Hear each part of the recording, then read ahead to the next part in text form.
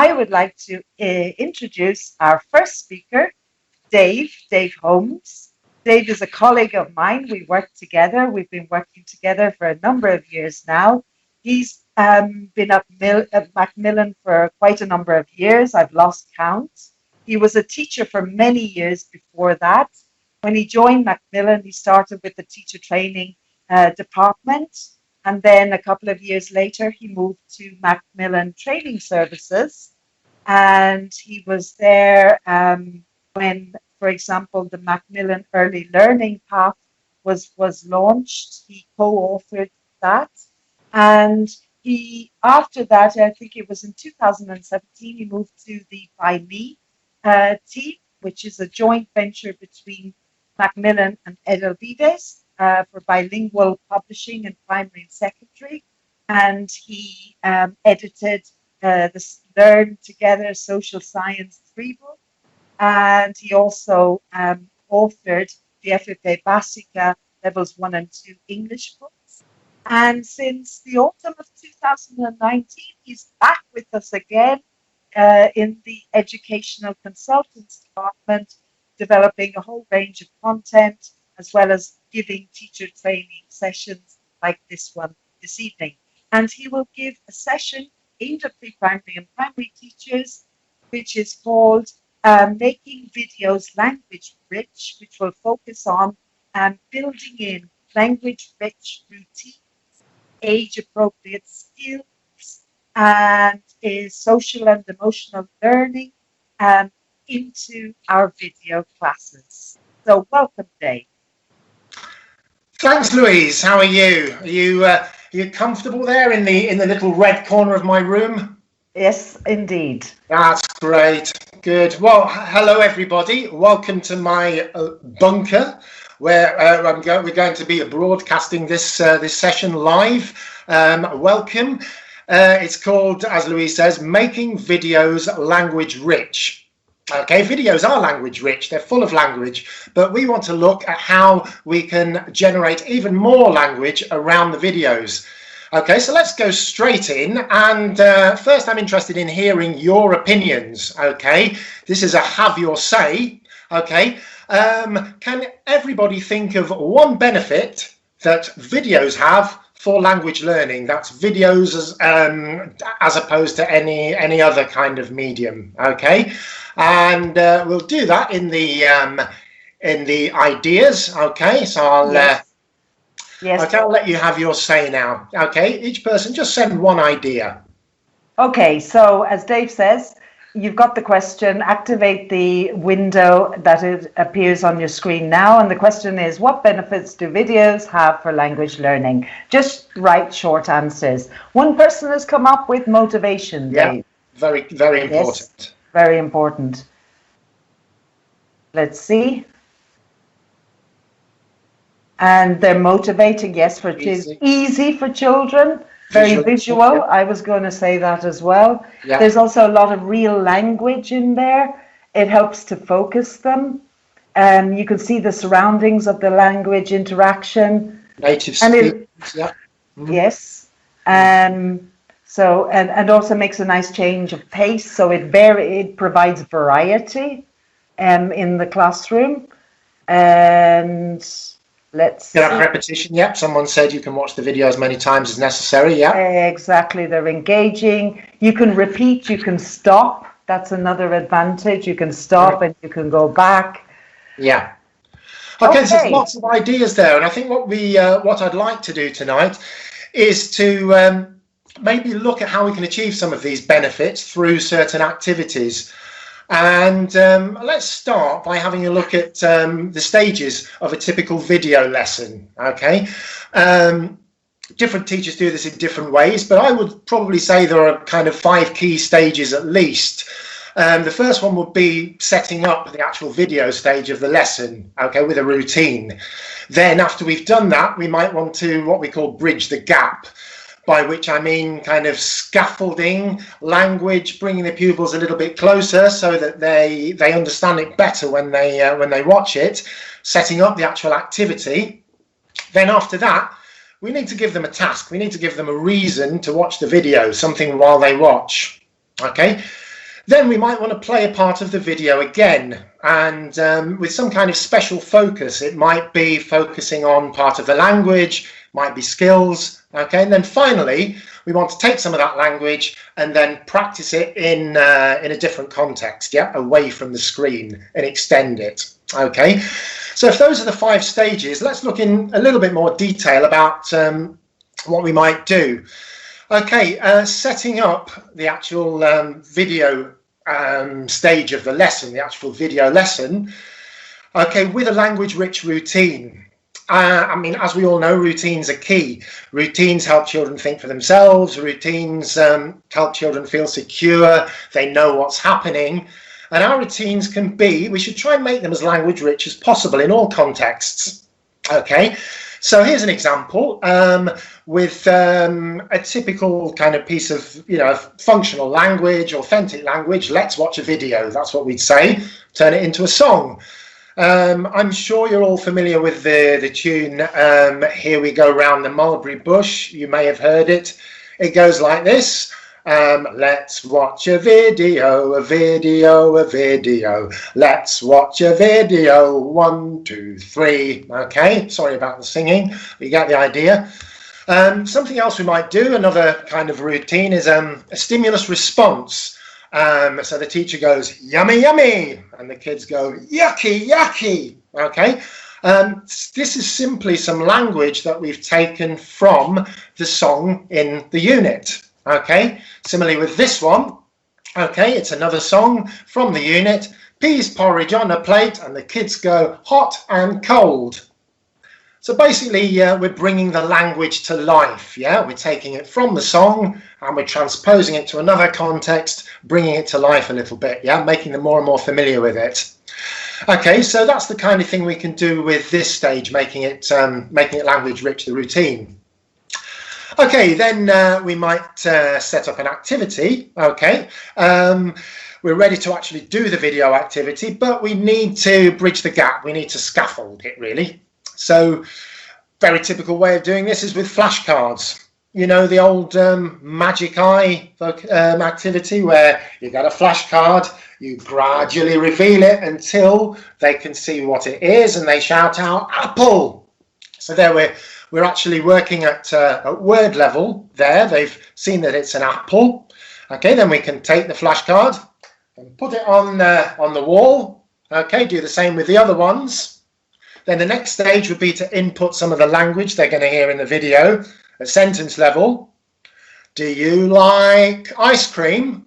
And while they say yes or no, they can point to the ice cream, okay, which is kind of what they're going to be required to do in the video. Now, unfortunately, we can't all be together in a room, so we're going to have to pretend. So before I show you the video, we're going to try out this activity, okay? And I want you to take, in your mind's eye, 3 of those flashcards, any 3, and place them, again, in your imagination, around the room. Okay, the bread, we'll put there, the eggs there, etc. Yeah, take 3 of them, okay? And now we're going to watch the first video.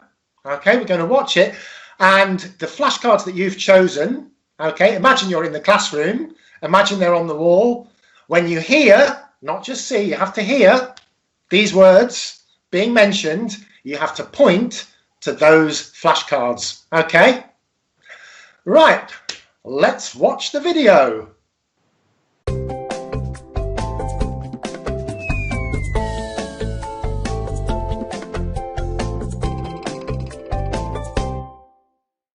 Come on, Sam. Come on, Anna. Let's make lunch. What food do you like, Uncle Dan? Oh, yes. Tell us, Uncle Dan. Well, I like milk and I like eggs. Do you like bread, Uncle Dan? No, I don't. I don't like bread and I don't like cereal. Do you like apples? Yes, I do. I like apples and I like bananas. Do you like carrots, Uncle Dan? No, I don't.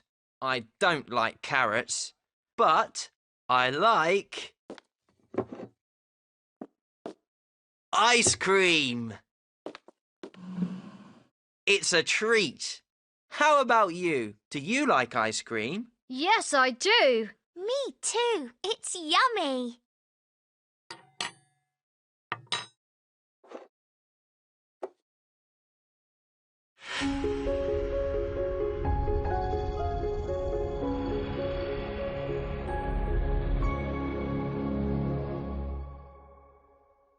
Right, so did you hear your words? Did you point? Okay. In a classroom, we would then play the video again, but hide the video and only play the audio. Okay. Then they have to do the same thing, point when they hear. So it's a little bit like riding a bike and taking off the stabilizers. Yeah. Okay. So we know the video. So let's have a look at one of the reasons I played all of the video to you was so that you could be familiar with the language. Okay, what language have we heard? Well, we heard I like. Do you like, Uncle Dan? No, I don't. I don't like. Yes, I do. How about you? Me too. It's yummy. Okay, we heard all of that language. So, how else can we practice this language? Okay, well, this brings us to the special focus stage of the lesson. Okay, and can anybody remember, and you've got a clue there in the picture, what does Anna ask? And can you remember, what does Uncle Dan answer? Can you remember that? Okay, well, let's see. We're just going to play this part again, and I'd like you to listen, okay, and answer those questions, but not just how does Anna ask, sorry, not just what does Anna ask, but also how does she ask it, okay? Not just what does Uncle Dan answer, but how does he answer? Look at their intonation and their body language. Okay, so let's play a small section of that video again. Thank you. Yo. Do you like apples? Yes, I do. I like apples and I like bananas. Okay, so let's just go back. What does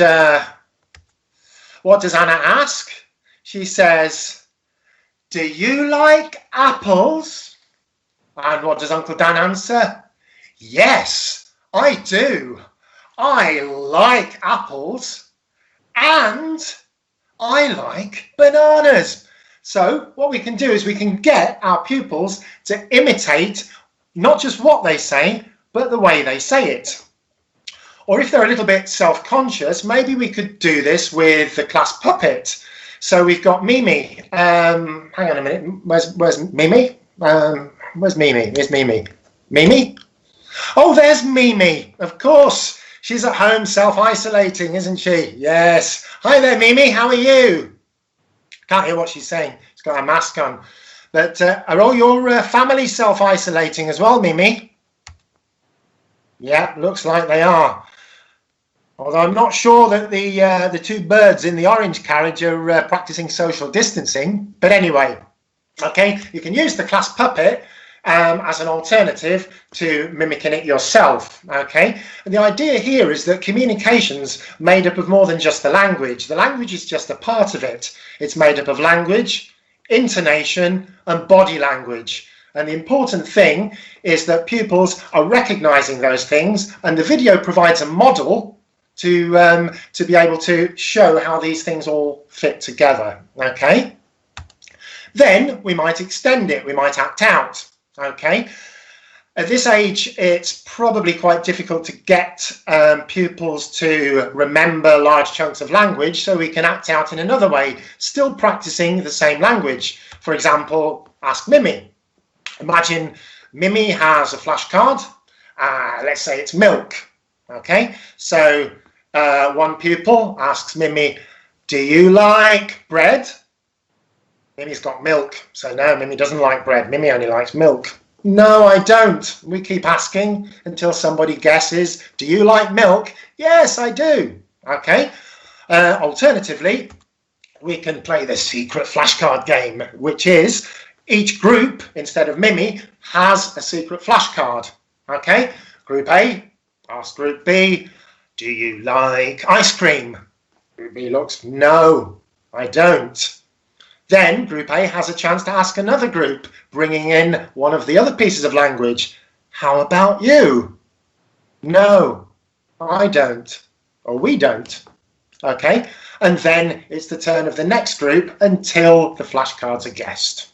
Okay, so that's had a look at the stages of a typical video lesson and how we can make them language richer, how we can use them to generate more language than the language just in the video.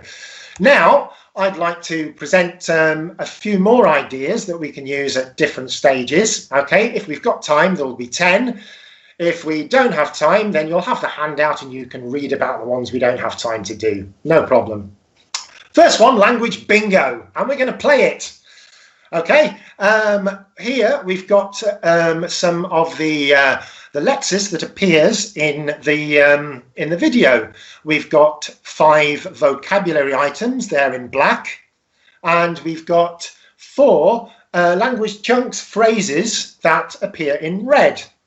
So if you've got a piece of paper handy, okay, you don't have to draw a grid, okay, just choose any 3 of the black items and any 2 of the red ones. Just write them down quickly. I'm not going to give you much time. 3 of the black, 2 of the red. Okay, and we're going to play language bingo. Now, in language bingo, what we do, I'm going to, in a second, play the video.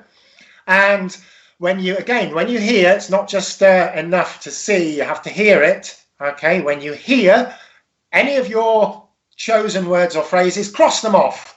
And when you have crossed them all off, then you can shout bingo.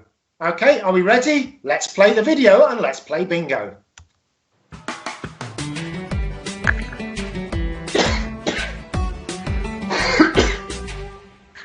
The Missing Skateboard.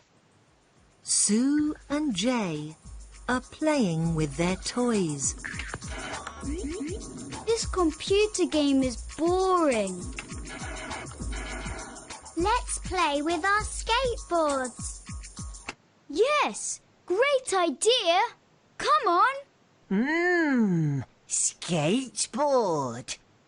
I want to play with a skateboard too.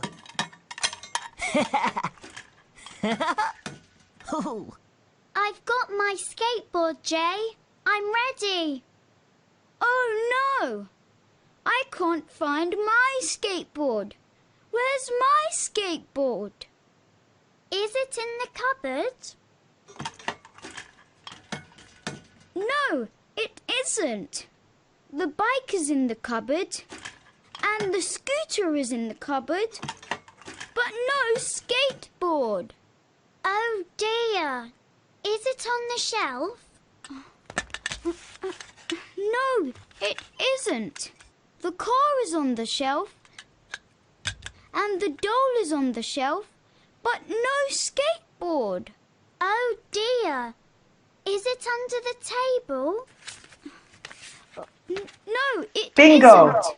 Oh, bingo, bingo. Bingo. Stop the video. Somebody has won.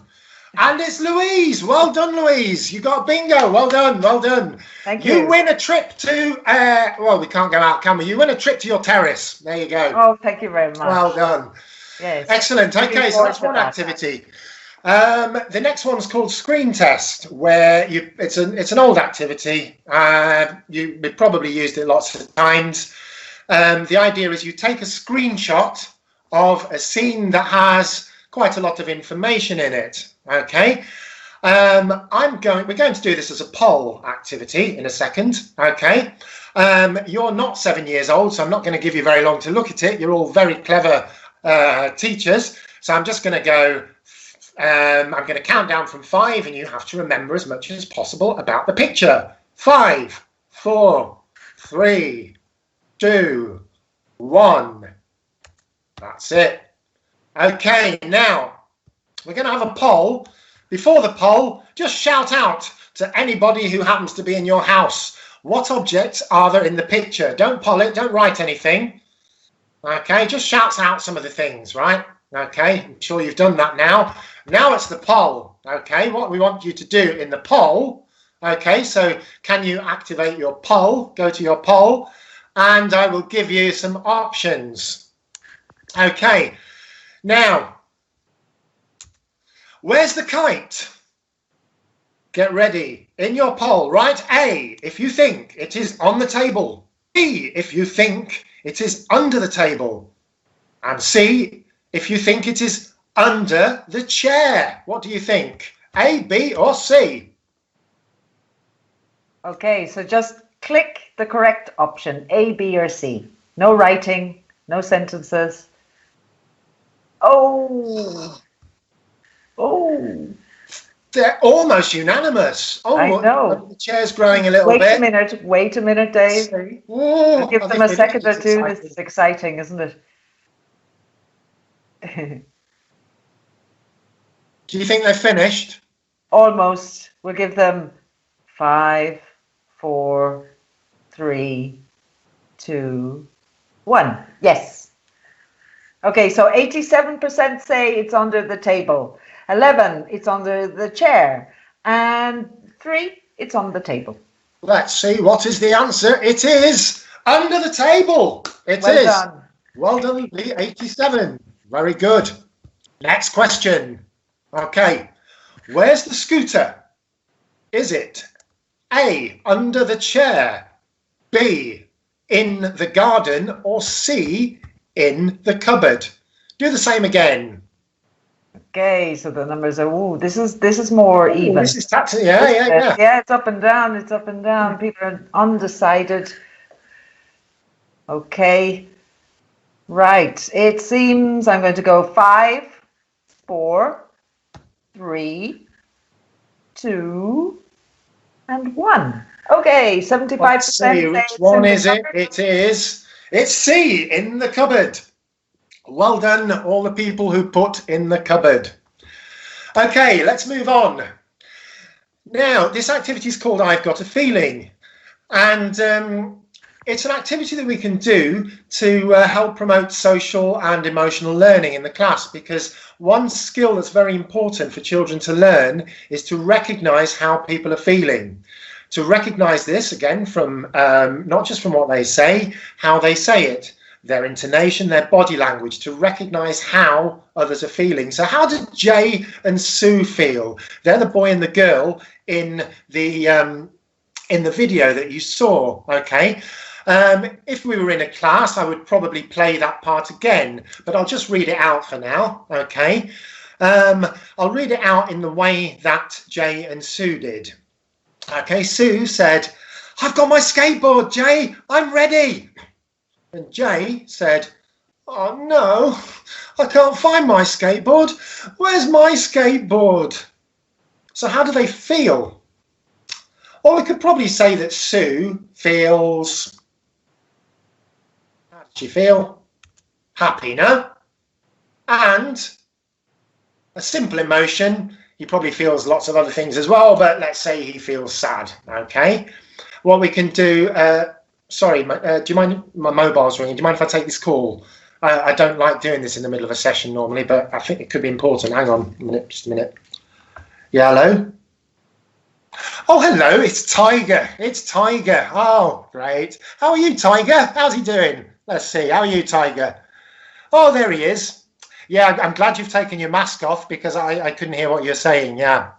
Okay. Yeah, Tiger just wants to say that he's sorry he can't be here in person. Well, in Tiger, I suppose. But he just wants to let us know how he's feeling. Yeah? How are you feeling, Tiger? Yeah? Okay. Right, okay. Now, let's have a look. Tiger, I'm going to read out the line, how Tiger says he's feeling, okay? He says, "I've got my skateboard, Jay. I'm ready." So how does Tiger feel, do you think? Louise, how would you say Tiger feels? Unless that was bad acting, right? Excited? It must have been extremely bad acting on my part then. Scared as well. He's scared as well. Yep. Tiger says he's scared. Yeah. Good. Okay. Thanks, Sorry. Yeah. Yeah, no, that's understandable. It's a long day. Yeah. No, Tiger's now feeling different. He says, and I'll read the second one out in the style that Tiger is telling me. Oh, no. I can't find my skateboard. Where's my skateboard? Okay, how does Tiger feel now? Very, very tired. Very, very tired. He does. Well, you have a sleep, Tiger, and we hope that we'll all be able to see you out and about again soon. But he's asleep, sorry. Okay. Well, anyway, okay, so that's another way that we can use the class puppet, yeah? Okay, to tell us what emotions they feel, for the kids then to be able to guess in the way that we read out the sentences. Okay, so we're covering social and emotional learning, and we're also generating more language, more adjectives describing feelings. Okay, bye, Tiger. Right, what do you think of the video? Rubbish. No, what do you think? Okay, this is a way again of getting kids to express opinions, which again is it's an important skill. It's part of social and emotional learning, and at the stage of early primary, we could probably get them just to identify with a smiley face, okay? Later on, we'll look at how we might do that with other levels. But let's move on to primary 3 and 4, okay? Got another video here, which is from our new course, Steps into English. Now, this video, I'm not going to play it all, just going to play a small part. I'm not even going to play it with the sound, okay? And I'm going to do this twice. The first time is just to give you some context. The second time, you're going to decide what the two children in the video are saying. Okay, what does the boy say? And then what does the girl say? So first of all, we're just going to play it once, okay, and just for you to see more or less what's happening, okay? Let's go.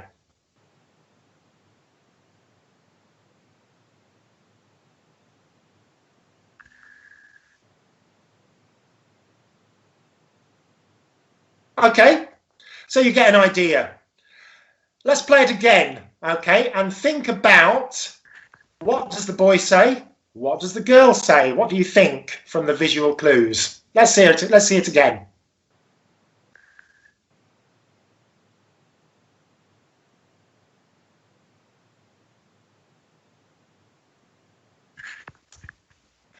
Right, okay, we're going to do this. Predict the first two lines. The boy and the girl, and again we're going to do this through the chat, through your ideas, okay, and you've got to type what the boy says, what the girl says.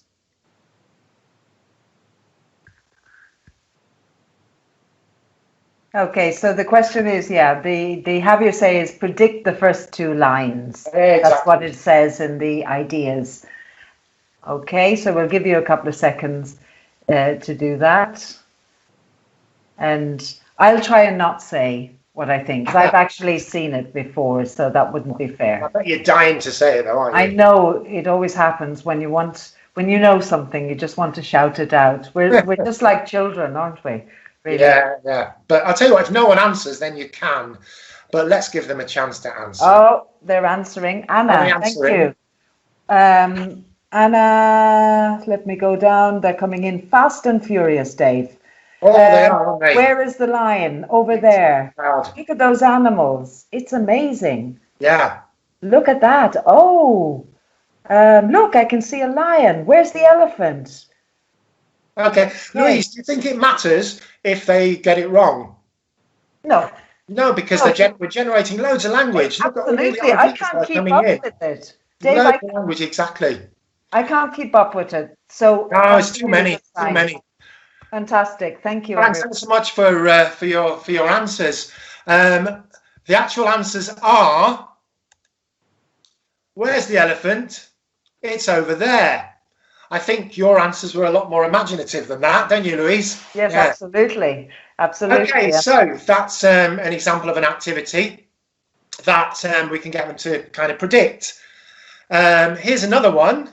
Okay, and in this activity, it gets them to do a voiceover for the whole video or for a part of the video. Okay, so what we would do here, we've color coded it according to the different people in the video. Okay, we've got the dad and we've got the two children, the girl and the boy. Okay, what I would do in a class here is give each group a line. Okay, you tell them which is their line. Okay, they just got to remember one line. Play the video, no sound, and they have to shout out where they think their line is. Okay, it's not something they have to get right the first time. You can do this a few times, yeah? We can gradually build it up. And it's a great opportunity for building in some more language. Can you rewind, please? And as soon as they've said, can you rewind enough times, and if you do this activity enough, it's just as easy as, it's actually easier than saying, can I go to the toilet, please? It just becomes part of your classroom language, yeah? Okay, I can model some language myself by saying, shall I fast forward to the part with the elephant now? Okay, so we're having a dialogue using fast forward, rewind. Okay, we can do it as many times until they more or less get their lines in the right place, and we can do an entire improvised voiceover. Okay, that's another activity. Feedback, again, we had the smileys before. Now we can, at this level, we can probably introduce some authentic language, some functional language, things along the lines of, I like it, it's okay, I don't like it, okay, expressing their opinion of the video. Maybe after the end of the first term, we can give them some new phrases. Maybe they've learnt the past simple by then. I thought it was cool, okay, anything like that. It isn't bad, not keen on it. Again, a way of generating some more functional, authentic language and gradually build up their language database, yeah? Okay. Picture prediction. Let's move to the last 2 years of primary. Although with all of these activities, you can kind of scale them up or scale them down according to the level that you're teaching, okay? With this one, okay, I've taken 4 screenshots of the video. And can you guess what this video might be about from the information that you've got there? What do you reckon, Louise? What do you think this one's about? That's a good question. It's, let me see, the treasure is a treasure hunt? It is a treasure hunt. Well done. It's a treasure hunt. Yeah, yeah, because there's a map. So the little girl is looking at her iPad, perhaps that's right. Checking a map or something. Checking a map, checking the questions, the things they got to find out. Exactly. So we can predict the pictures. I'm not actually going to play this video yet. I'm just going to introduce another activity first, which is called fake news. Okay. Now, the introduction of this video is it's set up by 2 of the children. Okay. And their lines are color coded. One of them is red, one of them is blue to indicate the different lines in the dialogue. And in all of the lines, except for one, I have inserted some fake news. And by fake news, I mean some words that are not in the original. Okay, so we want to show you the town where we were born. We were out in the town this morning doing some sport. In a treasure hunt, you work in a team to answer questions about different topics. The answers lead you to a river. Our treasure hunt was really fun. There are lots of places to go to in our town. The park, the shops, the local cafe, and they're all full of people.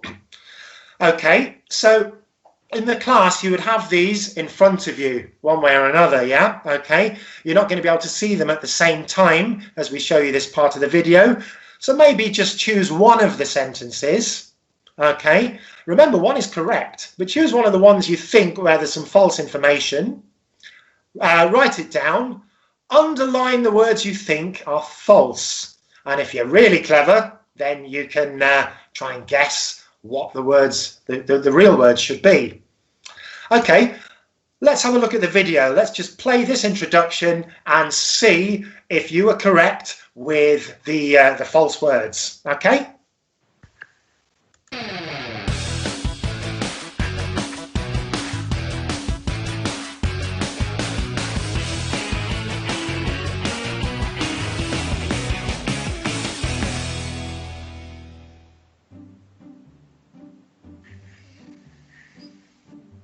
Hello!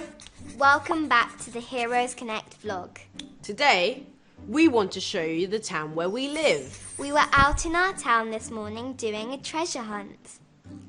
In a treasure hunt, you work in a team to answer questions about different places. The answers lead you to a prize. Our treasure hunt was really fun. There are lots of fun places to go in our town. The park, the shops, the local cafe, and they were all full of clues. Watch our video and see if you can help us answer the questions. Did you get it right? How are we doing for time, Louise? Can we do a couple more activities? We've only got about 2 or 3 minutes left. Yeah. Okay. Does that include the question time? Yeah, we need to have a couple of minutes for question time, as well. Okay. Right, I'll just explain very quickly what this activity is about. It's basically a freeze frame where you can take a couple of screenshots from the video, give on a piece of paper, frame A to group A, frame B to group B. A student from group A works with a student from group B, and they have to describe their picture to their partner. Okay, the partner has to then draw it. Great way of generating language. This is some typical kind of in the foreground, in the background, as well as personal descriptions, for example, facing forwards, facing sideways, facing away. Again, we have to scaffold all this language beforehand, but it soon becomes second nature. And sometime in the distant future, they might do first certificate where they have to describe pictures. And so the earlier you get them used to doing this, the more familiar with the kind of vocabulary they need to use, the easier it will be at the time. Okay, you can again get them to go away, research some terms to do with video speak. Okay, and the final activity that's explained as well in the handout is where this is from the end of the activity, where you can do a grammar hunt. Okay, you play 2 or 3 sentences. First, get them to count how many sentences, then count how many words in each sentence, and then find examples in each sentence of a particular grammar point. In this case, the past simple of the verb to be. Okay, so you're fine-tuning their listening and decoding the video when they come to do it. Okay, we'll skip this bit if you like. This was just simply the feedback, where at third cycle, if you like, or primary 5 and 6, what you can do is to give them a series of variables where they're not just repeating language chunks, they're creating their own sentences. Yeah, okay. This is the part I think we can maybe skip over because it's in the handout, and that's the actual objectives of the activities that we've seen. Okay, don't worry about this. This is all in the handout, okay? I think the important thing is that we go to your questions now, okay? So send us your question, and we'll do our best to answer it between us. Okay, so yes, please send in any questions or comments that you may have on Dave's talk. We'll give you a couple of seconds to do that. And well, Dave, I would say that your session was definitely interesting. It wasn't boring, by the way. Thank you. And you certainly kept us all on our toes with the different tasks that we had to do, which was great, because I think it is very important to actually experience yourself the activities to a certain extent, and to visualize what's going to happen or how they would work.